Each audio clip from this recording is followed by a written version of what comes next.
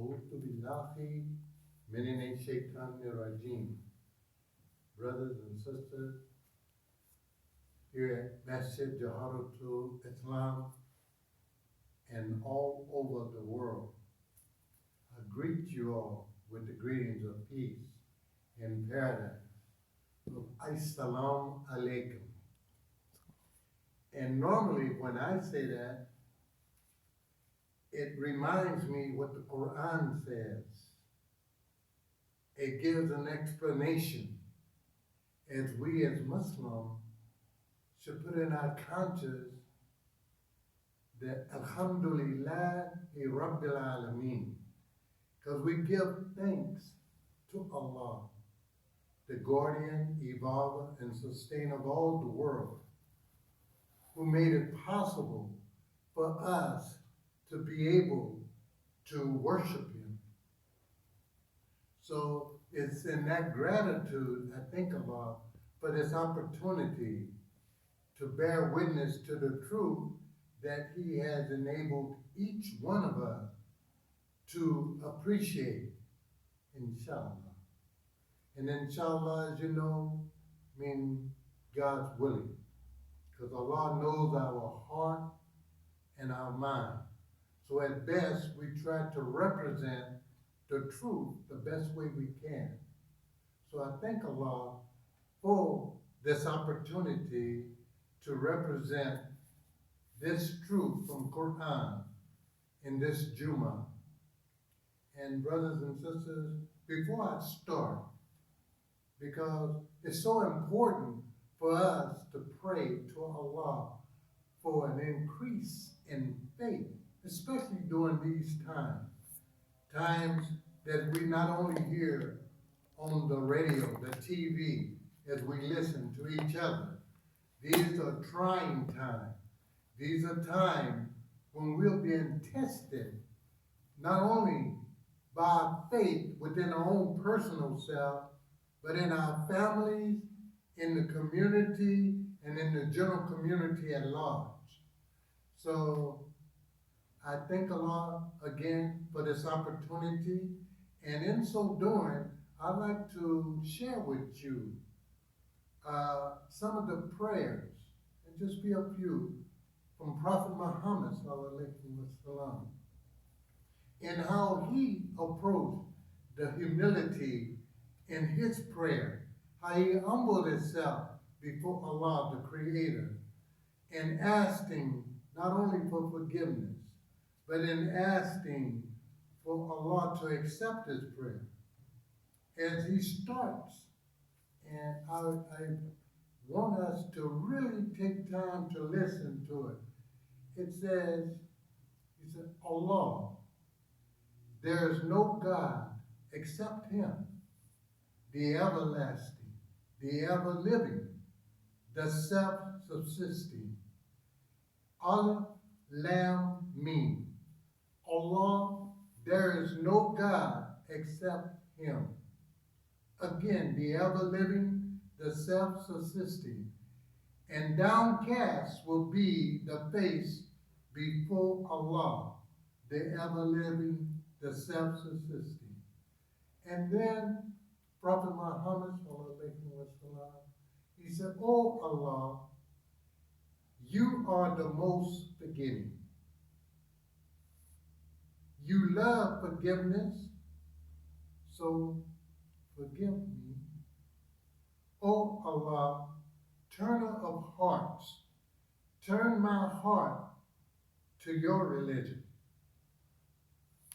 Oh Allah, endow us with your love and with the love of deeds, which let us be close to your love.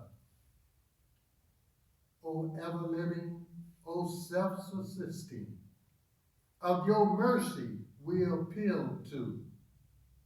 We appeal to your mercy for help in abundance. Set right all our affairs, and entrust us not to ourselves, even for the twinkling of an eye. For if you entrust us, to ourselves, you in fact entrust us to a risk of weakness and faultiness, sin and offense.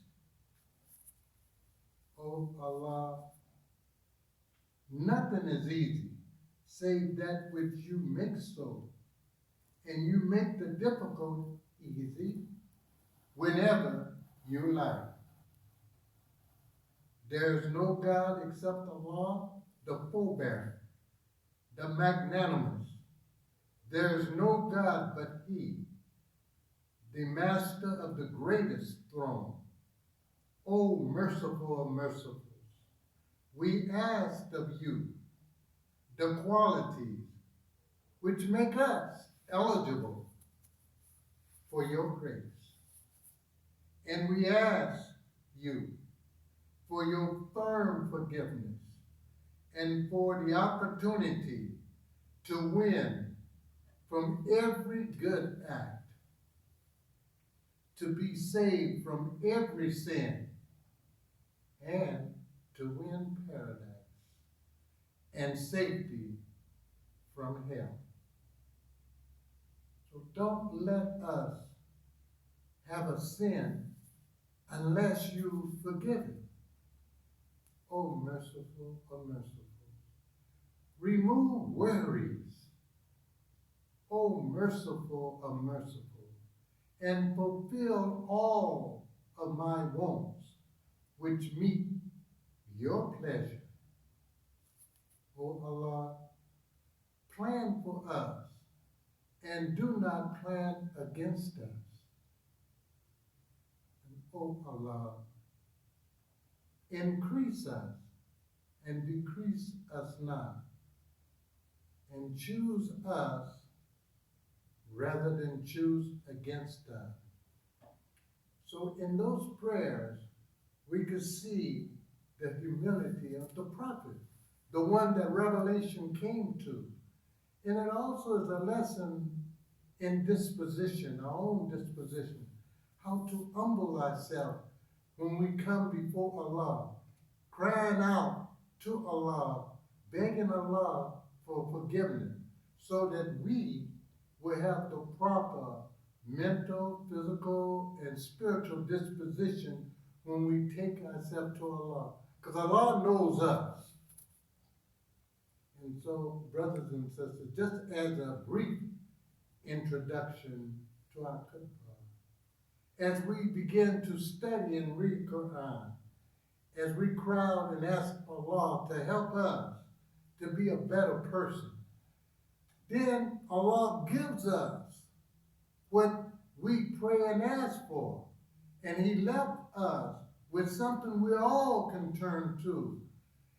A book, as Imam Malik Muhammad had taught us, which means that which is to be recited.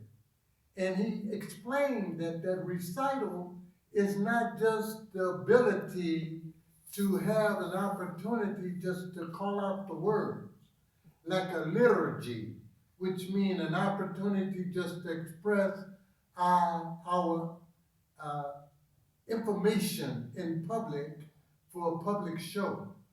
But he wanted us to be sincere, and he put great emphasis, as the Quran said, religion is sincerity, so that we can ask Allah in our prayer to bless us to be more sincere in our endeavors. So in this khutbah, you'll hear a lot of emphasis put on prayer, because it takes the burden from us. See, it's only Allah that has no burden can touch Him. But we go through various changes trying to unravel or to straighten out things in our own spiritual disposition, our family, or whoever we think. But that job is bigger than us. So we have to call for help. And sometimes we think the ones that will should be willing to help us may not just be in the right frame of mind at the time we go to them. But in this Quran, it says Allah never fails believers. And that opens the next subject that I want to briefly read to you from the Quran that'll help us to see how one of the particular prophets of Allah had given instructions to his son. And this particular prophet that I will be addressing today is from Luqman. That's chapter 31 in the Quran. And at the end of the first part of the Quran, when we get into the second, I want to make just brief notes on our current situation here in our local community as well throughout this United States and around the world, which deals with this coronavirus. And some of the things we can do that help protect us and our families from falling into peril, falling into unnecessary incident that might harm us and our community. So again, I thank Allah for the opportunity, and I thank you, the listening audience, so that when you hear we say prayers,